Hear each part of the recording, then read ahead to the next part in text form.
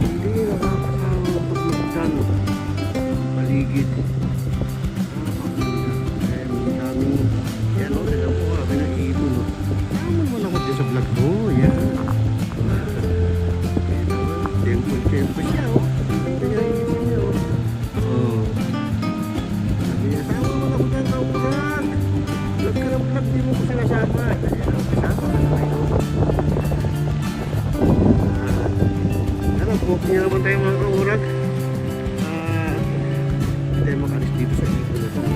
Kasi yung masasabi ko, fountain talaga tumumpa. May little maya dito.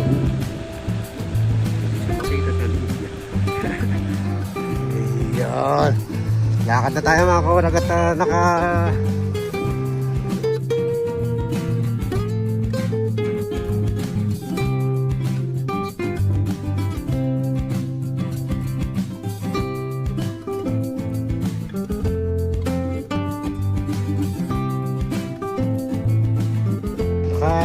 isang ikot na tayo bago tayo na-video para tayo ano na yung bang naka-exercise na. Ikot ulit tayo na isa, samahan na natin ang vlog.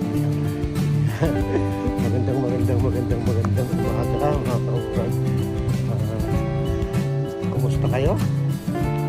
Ako ang tatanungin niyo ay lagi mabuti tayo yung umaga lagi tayong masaya, kailangan natin masaya at magandang gising sa mga natin ng ganitong pag-walking sa kalikasan na ito.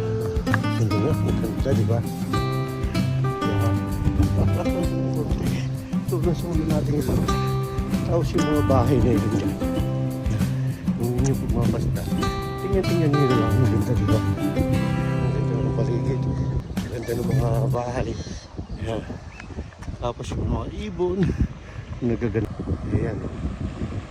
Tinatawag talaga ako ng mga ibon na ganda. Kulay niya mga kaurag o. Kulay dilaw at itim. Diba? Ganda niya. Sige, fountain pa doon o. Diba? Saan ka pa? Lang tayo sa Canada. Pasayain lang natin ang ating sarili. Katapos ito mamaya naman trabaho na naman. Okay, shout out muna tayo kay Kajerson ng Toronto. Sa Ontario siya at dating Pilipinas, yung vlog niya. Tapos punta sila ng Canada. Shout out sa'yo Kajerson. Tsaga-tsagain mo lang yan, makakakita ka rin ng trabaho dyan. Ganun talaga sa umpisa pag nagtrabaho ka rito, yung 3 months mo wala ka pang insurance, wala ka pang benefits, pero pagka nakuha mo yung 3 months na probationary mo, magkakaroon ka ng benefits dito sa Canada. Siguro yung applyan mo na yun nga, na walang benefits, tapos ikaw pa rin mag-aayos ng tax, hindi natin alam kung anong nila yung kung ano yung diskarte nila na ganun, ayaw nila mag-file ng tax ng tao, tapos sa'yo pa rin ang benefits. Baka kas yun mga kaurag, Kajerson yung na-applyan mo, baka wala silang permit o ganun, kaya ikaw mag-aasikaso lahat. Medyo delikado nga yun. Pag nakapasok ka sa isang mga dishwasher, wala talagang benefits yan, walang insurance yan. Talagang ikaw na lang ang mag-a-apply ng sarili mo. Pwede ka naman mag-apply ng sarili mo ng insurance mo, ng benefits mo, na hulugan mo lang ng 100 o 50 per month, kakaroon ka nun. Pag ganun sa mga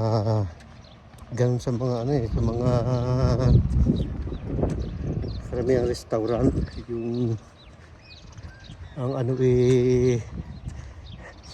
salary lang talaga. Tapos pero sila magpapil ng tax mo pag yung pag may permit yun.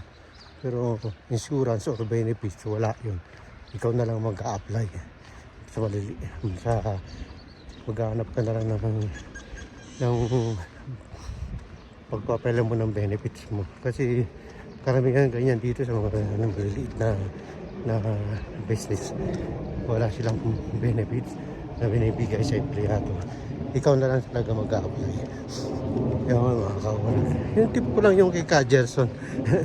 Shout out lang sa iyo, Kajerson. At tsaga-tsagain mo lang yan, di ba? Yan ang buhay dito sa Canada. Kung tintsaga, o wala kang tsaga, wala kang nilaga. Ayun.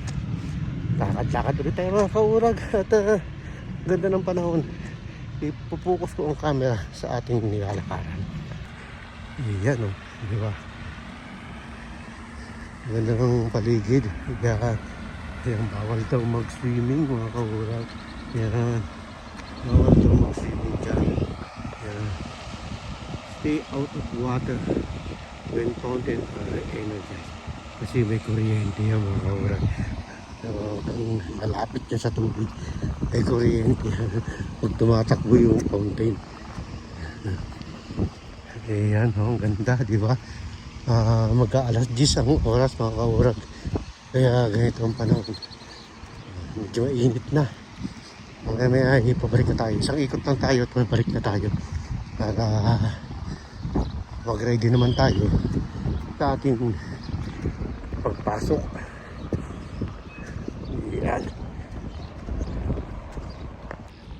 Yun nga talaga yung mga gusto ditong pumunta sa Canada. Yan sa napakahirap na ngayon talaga maghanap ng trabaho. Kailangan meron kang back-up na kung saan ka mag-a-apply, ikakilala ka na. Yun nga, sabi ko kung pagpasok dito sa Canada, pag-apply ngayon ng trabaho, hindi na kasing dali nung dati na pasa ka lang ng resume. Tapos pa-interview sa'yo. Depende na lang yung kung talaga yung mga-applyan mo kailangan ng tao. Ngayon ipalakasan na rin mga kaurag. Kailangan meron ka na rin kakilala para may mag-back up sa'yo at may umugot ng papel mo para makapasok ka. Kaya ito na ang kalimitan parang ano ko na talaga mangyayari sa dami ng tao at mapasok dito. Ang dami yung nag-a-apply.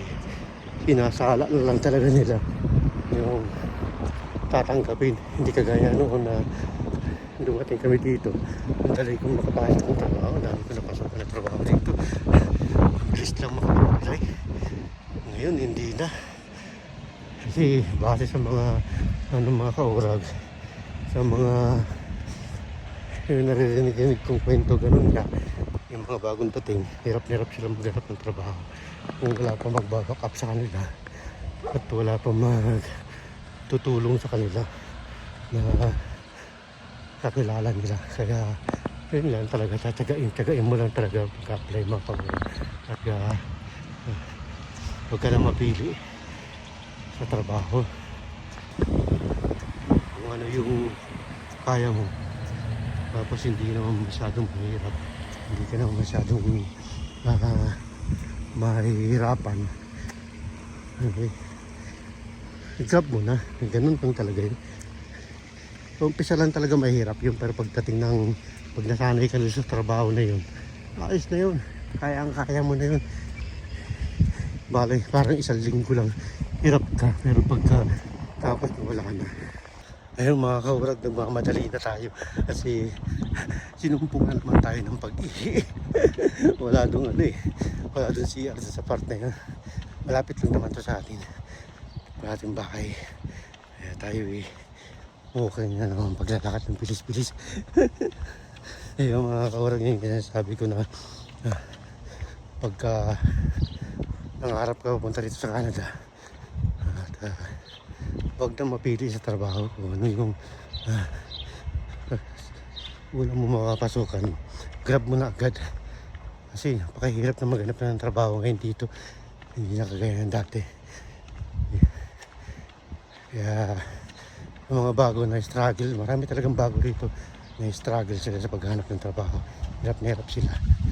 Kaya, kasi hindi na kagaya ng dati na bilis na makakita ng trabaho.